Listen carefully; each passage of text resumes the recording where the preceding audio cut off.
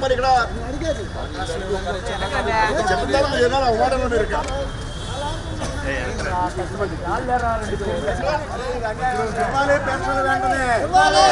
పెన్షన్లు వెంటనే పెన్షన్లు వెంటనే పెండింగ్ పెన్షన్లు వెంటనే పెండింగ్ పెన్షన్లు వెంటనే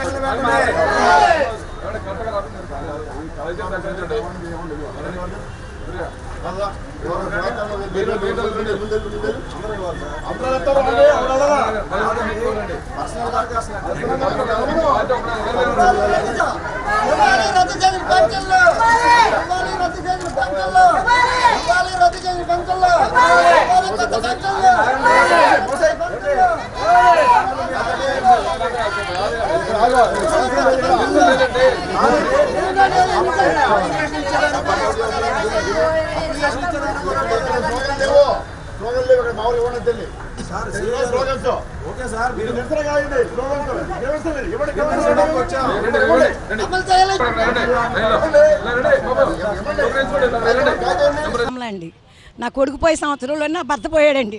భర్త పోయి కూడా రూపాయి పింఛని ఎవ్వరు మాకు రూపాయి సాయం చేయలేదు ప్రభుత్వం ఎవరు కూడా. పింఛన్ల కోసం వాళ్ళకి రెండో సంవత్సరానికి అబ్బాయి పోయి సంవత్సరంలోనే మా భర్త పోయాడండి. ఇంతవరకు ఎవ్వరు అసలు ఓట్ల ముందు వచ్చి ఓట్లు వేయండి మీకు ఎమ్మటే ఇంటికి వచ్చి పింఛన్ ఇస్తామని చెప్పిన వాళ్ళ ఇప్పుడు ఎవ్వరూ రావట్లేదు. అసలు ఈ ప్రభుత్వం ఎవ్వరూ ఈ సత్యబాబు గారు తప్పించి మా ఇంటికి ఎవ్వరూ రావట్లేదు అసలు. అది పింఛన్లు మాకు రావాలండి. అది మరి టీడీపీ వాళ్ళకి చంద్రబాబు నాయుడు అది ఇస్తాం ఇది ఇస్తామని చెప్పారు, కానీ నెల అచ్చాలు కూడా ఈ సంవత్సరం ఇవ్వలేదు. ఏదో పండగ ఎచ్చాలు ఇస్తాము అవి ఇస్తాము మేము అవి చేస్తాము ఈ చేస్తాము ఏంటి ఏదో నెలకి 1500 పింఛన్లు ఇస్తాము అవి అన్నారు ఇవి అన్నారు, ఏమీ లేవు. మొత్తానికి ఇక్కడికి వస్తే పోలీసు వారు అడ్డుపడుతున్నారు మమ్మల్ని. అది చెప్పిన వాగ్దానాలు ఒకటి చేసింది ఒకటి. అది అలా మీకు మాకు పింఛన్లు వచ్చేలా చెయ్యండి. కొద్దిగా పింఛనీళ్ళ కోసం ఇచ్చామండి. 50 సంవత్సరాలు పింఛనీళ్ళు ఇస్తా అన్నారు. అది ఇంతకుముందు 2 సార్లు ఇస్తే ఆ కాగితాలు మళ్ళీ తీసి పక్కన పడేశారు. మళ్ళీ ఇప్పుడు పెట్టాం, పెడితే ఏం చేస్తారో తెలియదు.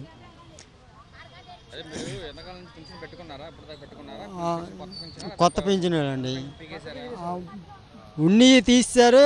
రావాల్సిన వాగ్దానాలు కూడా అమలు చేయాల. అది ఇది పింఛనీళ్ళ కోసం వచ్చాండి పెట్టడానికి. ఎవరు స్పందించట్లేదండి. మా 50 డివిజన్ సిపిఎం పార్టీ సత్యబాబు గారికి చెప్పామండి. ఆయనే మాకు న్యాయం చేయడానికి వస్తున్నాడు. లేదండి ఇంతవరకు ఎవరికి లేదు. ఉన్న పింఛనీళ్ళే పీకేశారండి. 2 సంవత్సరాలు అవుతుంది. ఇప్పుడు మాలాంటి వాళ్ళకి ఇంకెక్కడిస్తారండి పింఛనీళ్ళు? అసలే ఉన్నయే పీకేస్తున్నారు. కొత్త పింఛనీళ్ళు ఇవ్వాలంటే ఏంటి మాయ మాటలు చెప్పడం తప్ప ఏమీ తెలియదు. అది పొజిషన్ బాగాలేదు సారు. మా అబ్బాయికి చూస్తే బాగాలేదు. పింఛన్ ఆపేశారు. మా ఆయన చచ్చిపోయిన పింఛన్ ఆపేశారు. వచ్చినాక 1 నెల వచ్చింది. మళ్ళీ 2వ నెల కానీ నేను ఇంతవరకు పింఛన్ లేదండి. పొద్దా పెడతానే ఉన్నాం కానీ తీసేస్తున్నారు సారు. మాకేం లేదు సారు. తెచ్చుకుంటే తిన్నట్టు లేకపోతే లేదు సారు. ఒక ఇంట్లో మేము మా అమ్మగారు నేను ఉంటామండి. ఆమె పెద్ద వయసు, ఆవిడ 75-80 సంవత్సరాలు ఉంటాయి. ఆమె బయటికి వెళ్ళి కష్టపడి ఓపిక కూడా లేదు, నశించిపోయింది. కాబట్టి మేము రేషన్ కార్డులో ఇద్దరం ఉన్నామని ఇంతకుముందు ఆల్రెడీ మేము 2 సార్లు 2 టైమ్స్ వచ్చి కలెక్టర్ గారికి ఆఫీస్లో లెటర్స్ అవి పెట్టాం. వాళ్ళు ఏం చేశారంటే ఒక రేషన్ కార్డులో మీ అమ్మగారు తీసుకుంటున్నారు కాబట్టి మీకు ఇవ్వడానికి కుదరదు అని చెప్పి మేము పెట్టిన అప్లికేషన్ తిరిగి మళ్ళీ మాకు రిటర్న్ పంపిస్తారు పోస్ట్ ద్వారా. అలా పంపించేస్తే ఎలాగండి? ఎవరి బతుకులు వాళ్ళే కదా. తల్లి బతుకు తల్లిదే, కూతురు బతుకు కూతురిదే కదా. మాకు వెనకాల మగదుక్కు ఎవరు లేరు. అన్నదమ్ములు అన్నదండ్ల అక్క చెల్లెలు ఎవరు లేరు. నేను మా అమ్మగారికి ఒకదాన్ని. ఆమె బయటికి వెళ్ళి కష్టపడి ఓపిక లేదు, పెద్ద వయసురాలు. అలాంటప్పుడు మరి ఒక ఇంట్లో ఇద్దరు ఉండడం నేరమా ఘోరమా చెప్పండి మీరు. అది ఎంతవరకు న్యాయం, ఎంతవరకు కరెక్ట్? ప్రభుత్వం వారు మరి ఆలోచించాలి కదా. అలాంటప్పుడు మరి మాకు న్యాయం చేయాలి. అందుకని మేము పోరాడదామని కలెక్టర్ గారికి మా ఎవరి తరపున వాళ్ళు అప్లికేషన్ తీసుకొని ఆ సారి కనబడి మా అప్లికేషన్లు మేము ఇచ్చి తిరిగి మళ్ళీ మాకు మా పెన్షన్లు మాకు ఆపిన పెన్షన్లు మళ్ళీ మాకు తిరిగి ఇవ్వాలని మంజూరు చేసి మళ్ళీ మాకు ఇవ్వాల్సిందిగా మేము కోరుచున్నాం.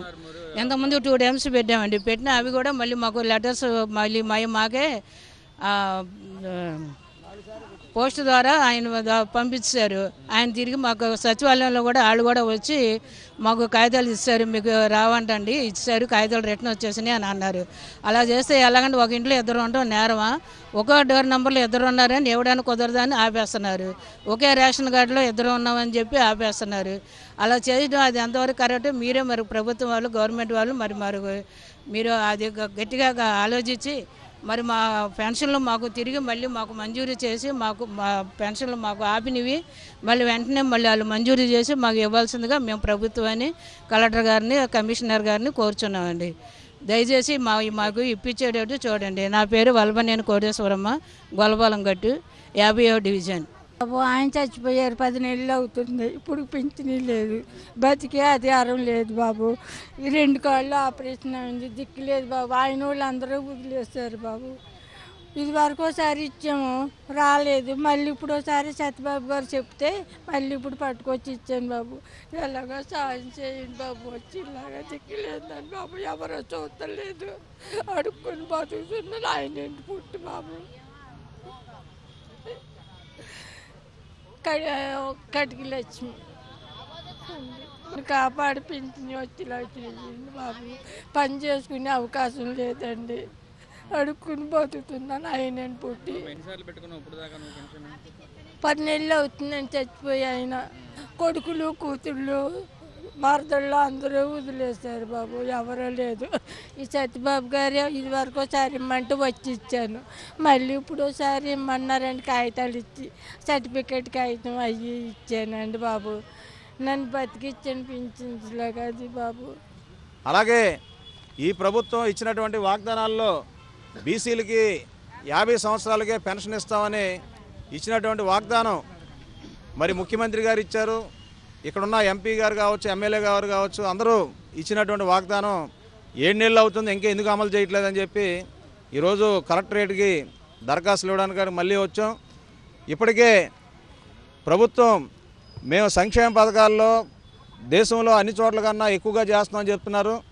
ఇప్పుడు 7 నెలల కాలంలో కొన్ని వేల మంది చనిపోయారు. ఈ చనిపోయిన వాళ్ళు స్థానాల్లో కూడా ఇంతవరకు కొత్త పెన్షన్లు ఇవ్వాల. గతంలో ఒక నానుడు ఉండేది, చనిపోతేనే పెన్షన్ అని. మరి అదే విధానాన్ని కొనసాగించదలుచుకున్నారా, లేదు బతికుండగానే పెన్షన్ ఇవ్వదలుచుకున్నారా? మేము డిమాండ్ చేసేది ప్రతి నెల కొత్త పెన్షన్లు మంజూరు చేసే ప్రక్రియని ప్రారంభించాలి. అలాగే మీరు ప్రకటించిన విధంగా 50 సంవత్సరాలకి బీసీలందరికీ పెన్షన్లు ఇస్తామని ఇచ్చిన హామీని అమలు చేయాలి. గత ప్రభుత్వం అన్యాయంగా రద్దు చేసిన పెన్షన్ల వెంటనే పునరుద్ధరించాలి. అలాగే కరెంటు బిల్లు పేరుతో, ఇంటి పేరుతో, ఐటీ రిటర్న్స్ పేరుతో, ఒకే కార్డులో 2 ఉన్నారని పేరుతో రద్దు చేసిన పెన్షన్ని వెంటనే పునరుద్ధరించాలి.